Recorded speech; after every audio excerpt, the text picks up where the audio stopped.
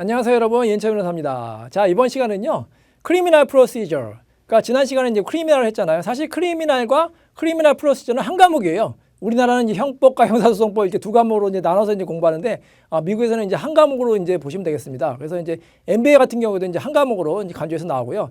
SA 같은 경우에도 이제 따로따로 나오는 경우도 가끔 있지만, 보통은 이제 같이 나온다. 그래서 예를 들어서 뭐 이렇게 SA가 나오면은 이 사람의 죄책은 뭐냐, 그래서 뭐 알슨이냐 뭐더냐 이렇게 물어보고, 그 다음에도 경찰이 와서 뭐 압수수색하고 뭐 서치를 하고 그게 문제가 되거든요. 그러면 이제 크리미널과 크리미널 프로시저를 같이 하는구나. 그러니까 여러분 항상 공부할 때는 우리가 처음에 책을 볼 때도 처음에 뭐 1쪽부터 해서 뭐 100쪽까지 그냥 순서대로만 공부한다. 그건 처음에 그렇게 하시고, 그 다음에는 두 번째부터는 유기적으로 하셔야 돼요. 처음에도 보고 이것이 뒤에 나오는 개념과 연결됐지. 그러면 왜냐하면 시험은 순서대로 나온 게 아니잖아요. 어디서나 나올 수 있기 때문에. 그 다음에 과목 같은 경우에도 어느 과목에서 나올 수 있기 때문에 항상 연계적으로 생각하셔야 돼요.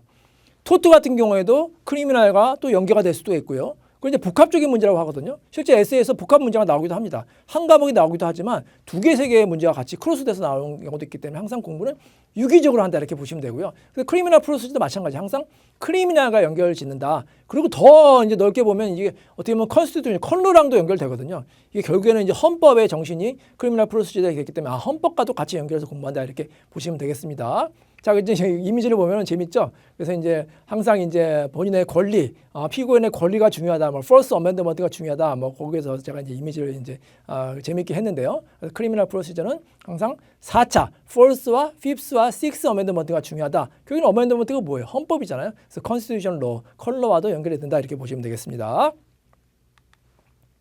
자, 그래서 가장 중요한 건 사실 First예요. 4차, 5차, 6차가 있는데 그 중에서도 가장 중요한 게 First Amendment고, 시험에도 역시 가장 많이 나오는 게 First Amendment고요. 또 요즘에는 예전에는 이제 First Amendment만 이제 하나만 나오는 시험도 있었는데 요즘에는 복합적으로 나옵니다. First Amendment와 또 Fifth Amendment와 Sixth Amendment까지 4차, 5차, 6차를 한꺼번에 이제 묻는 문제도 나오니까 꼭 기억하시기 바라고요. 그 경우에도 순서대로 쓰시면 돼요. 먼저 First 쓰고 Fifth 쓰고 Sixth 쓴다 이렇게 보시면 되겠습니다.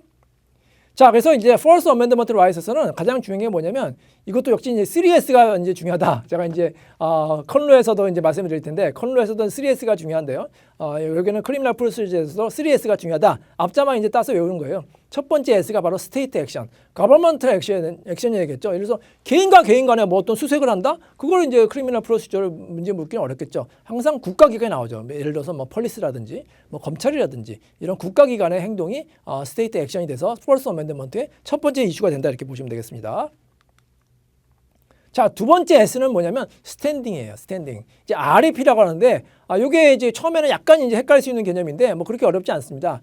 REP라는 것은 뭐냐면 본인의 원고 적격이에요. 내 권리가 침해가 돼야 되잖아요. 그래서 이 원고의 침해, 뭐 피해자의 그런 뭐 reasonable expectation of privacy라고 해서 피해자의 그런 사생활에 침해됐을 경우에 이제 문제가 된다 이렇게 보시면 되겠어요. 그래서 뭐 예를 들어서 이런 여성이 있다. 어떤 집에 있는데 어떤 경찰이 이 집에 무슨 범인이 있나 이렇게 뭐 계속해서 서치를 하는 거예요. 그러면 이 사람의 REP가 침해된다 이렇게 보시면 되겠어요. 그래서 항상 시험에 나오면 이 스탠딩을 먼저 이제 써줘야 돼요. 이 사람의 어떤 REP가 침해됐느냐, reasonable expectation of privacy가 있느냐, 그걸 이제 먼저 검토를 해주셔야 되는데요.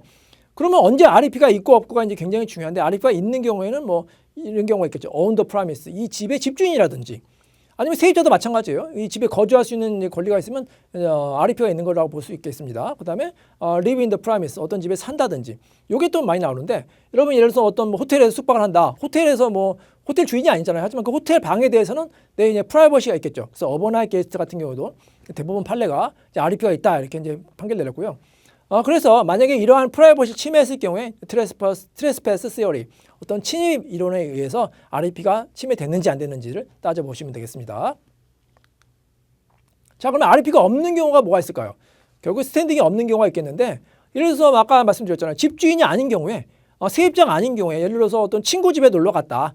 내가 이제 친구 집에 놀러 갔는데 그 친구 집에 뭐 경찰이 이제 서치를 하려고 그래요. 그럼 놀러 간 내가 과연 서치를 당할 수가 있겠느냐? 그 경우에 이제 나에 대해서는 나는 이제 REP가 없다는 거죠. 왜냐하면 그 집주인이 아니고 그 집에 사는 사람도 아니기 때문에 서드 파티라든지 패신저 같은 경우에는 REP가 없다 이렇게 보시면 되고요. 그다음에 이제 시험에 많이 나오는 게 오픈 닥트린이라고 하는데, 오픈 피드 닥트린이라고 하죠.